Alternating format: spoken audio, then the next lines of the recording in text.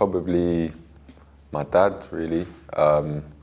Obviously, he's really big on sports and stuff. I used to go park with him and my brother, my older brothers, and just playing football. And I think, yeah, watching their love for the game and really made me get into it from a really young age. Playing in the front room at home, kicking the ball, breaking the glass, mirrors and stuff like that. I think what Rashford's been doing recently in terms of all the school kids, underprivileged kids getting their meals and stuff, I think what he's doing is fantastic, and the fact that that's something that's really important to him and something he experienced himself. So for him to put all the effort he is into that is something good, and I think for other people to see, you know, it puts a different perspective into footballers. Would have been maybe 6 or 7 when I was at a team called Glebe. That's the first ever team I played for. I don't remember the goal, but I just knew that I'd scored quite a few goals for them. So yeah, I can't specifically remember it, but yeah, I know it was for them. That was the header against Wickham in the Carabao Cup. So yeah, that was pretty recent as well. So I think a big shame is that there was no fans there, but you know, something that will be with me. Getting released, you know, I don't know if I was crying, but you know, it's probably one of the biggest downs that I've had in football. So you know, as a young boy, it's tough to hear, and you know, you kind of gotta pick yourself up. So yeah, that was probably the first time I really got down about football. Even though it is difficult, I think just keeping that self-belief and knowing that within you, you know, you're capable of achieving what you want.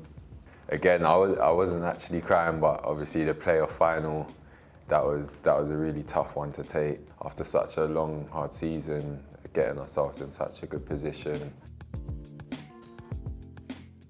I was at Millwall Academy.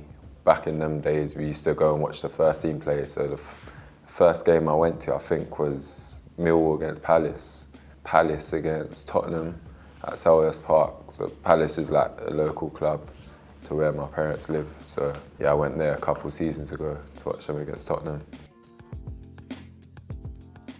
I remember being about 13 or 14 and with me and one of my friends, we was in HMV, and they were doing deals for like 2 albums for like £10 or something. So I think we got Skepta, Microphone Champion. That was part of it, and then I can't remember what the other one was. The most recent one I downloaded was Detroit 2 by Big Sean.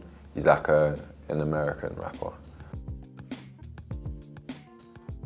This is probably a surprising one, but from when I was at Dulwich Hamlet, there was a player there called Erhan Otzuma. He's at Charlton, he's on loan to Bristol Rovers at the moment. But yeah, at the time he was both at Dulwich Hamlet, and you could just see that it was like just way too easy for him. Like he used to score from the halfway line and just run through like 5-6 players and score, and he was tiny as well, he's about 5'2".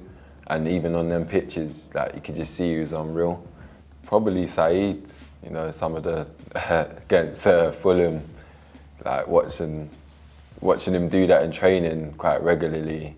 But then, you know, doing it in a match, that's a whole nother story. And you know, all the time you see his show reel, it's just ridiculous. Some of the stuff that he pulls off, and you know, to nutmeg someone and then put it in the bottom corner. You know, what more can you ask for? I was in year 3, it was a Christmas play, and I don't know, at the time it seemed a good idea, but you know, the teacher said he wanted to be Angel Gabriel in the play, and I thought it would be a good idea to do it, so yeah, I put my hand up and then got voted to do it. Then once the big day came, I've got like these big, massive wings and a halo on my head and holding the stick, and yeah. Not for me. Yeah, I can't maybe get a nutmegged in training or something like that,